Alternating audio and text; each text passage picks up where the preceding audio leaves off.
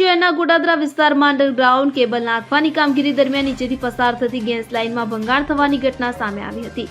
Gas leakage થતાની સાથે જ flash fire થતા 4 જેટલા લોકો આગની ઝપેટમાં આવી જતા દાઝ્યા હતા. એકાએક આગ ફાટી નીકળતા લોકો પોતાનો જીવ બચાવી ભાગ્યા હતા.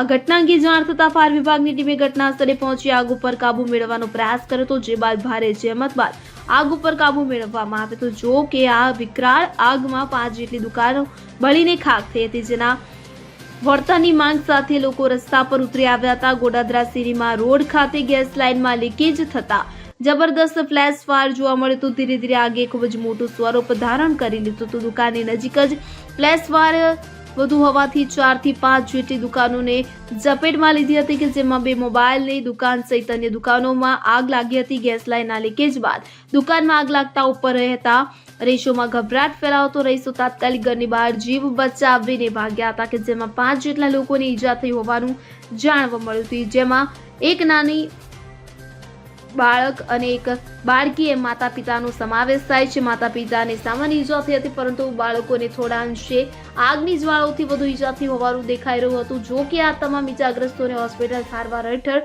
ખસેડવામાં આવ્યા હતા. આગ લાગવાની આ ઘટનામાં કોસ્મેટિક અને મોબાઈલની દુકાનોમાં લાખો રૂપિયાનું નુકસાન થયું છે. મોબાઈલ સહિત કોસ્મેટિકનો તમામ સામાન બળીને ખાખ થયો. માલિકોમાં રોષ ભભૂક્યો હતો. દુકાનદારોને સ્થાનિક લોકો એકત્રિત થઈને સમગ્ર ઘટના માટે જે જવાબદાર છે તેની સામે કાર્યવાહી કરવામાં આવી હતી માંગ સાથે રસ્તા ઉપર ઉતર્યા હતા. તો સાથે સાથે દુકાનમાં જે આર્થિક નુકસાન થયું છે તેમને તાત્કાલિક અસરથી વળતર ચૂકવવાની માંગ સાથે રસ્તા ઉપર આળસ મૂકીને રસ્તો બંધ કરી દેવામાં આવ્યો હતો. Bureau report CN24 news. હવે જુઓ દેશ દુનિયાની તમામ ખબરો તમારી આંગળીના ટેરવે. ઉઠાવો મોબાઈલ અને Google Play Store પરથી ડાઉનલોડ કરો અમારી CN24 ન્યૂઝ મોબાઈલ એપ.